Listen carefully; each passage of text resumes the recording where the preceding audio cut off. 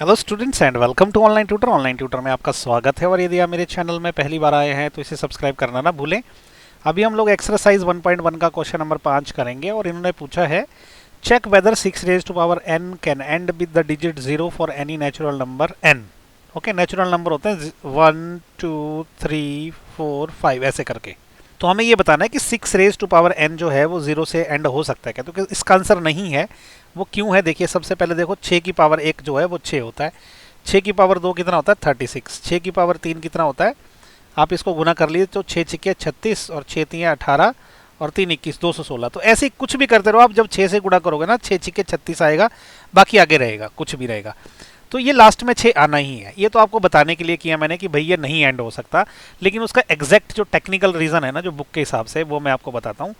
तो कोई सा भी नंबर जो 0 से एंड होता है ना, उसकी एक खास कंडीशन होती है। जैसे 10 क्या है 0 से एंड होता है, तो इसके प्राइम फैक्टर क्या है 5 इंटू 2। ओके, 20 जो है वो 0 से एंड होता था, इसके भी क्या कंडीशन है, इसके 2 इंटू 2 इंटू 5। ओके, 100 जो है इसके क्या है प्राइम फैक्टर, ये है 2 इंटू 2 इंटू 5 इंटू 5। तो देखो ध्यान से, इसमें 2 इंटू 5 जो है ना, 2 इंटू 5 2 इंटू 5 एक इसका प्राइम फैक्टर है इनका। ओके, तो जिसका भी प्राइम फैक्टर में 2 इंटू 5 आता है ना, तो वही एंड होते हैं 0 से। ओके, तो उसके लिए हम पहले हमारे सोल्यूशन में ऐसा लिखेंगे हम लोग कि 6 raise to power n can end with 0, okay, if 2 and 5 are its prime factor।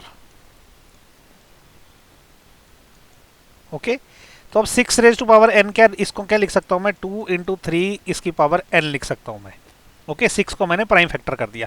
तो इसके प्राइम फैक्टर में 2 तो है लेकिन 5 नहीं है। ओके, तो इसका मतलब क्या हो गया, इसका मतलब ये हो गया कि 6 raise to power n have 2 as prime factor but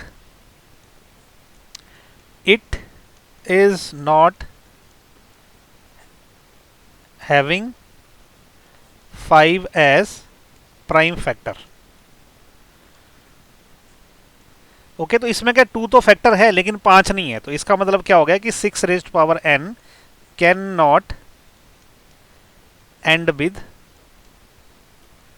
0। Okay, simple सा था, बस थोड़ा आपको ये आइडिया होना चाहिए कि जो भी नंबर जिसको कि 0 से एंड करना है उसमें 2 और 5 जो है वो प्राइम फैक्टर होने कंपलसरी है। दोनों में से एक नहीं, दोनों ही चाहिए। तो इस केस में क्या है, 2 तो है लेकिन 5 नहीं है। ओके, तो इसी के साथ क्वेश्चन नंबर 5 भी खत्म हो गया। उम्मीद करता हूँ आपको मेरे वीडियो पसंद आ रहे। अगर पसंद आ रहे तो इनको लाइक शेयर और सब्सक्राइब जरूर करें। Okay, so thank you so much for watching my video. Thank you.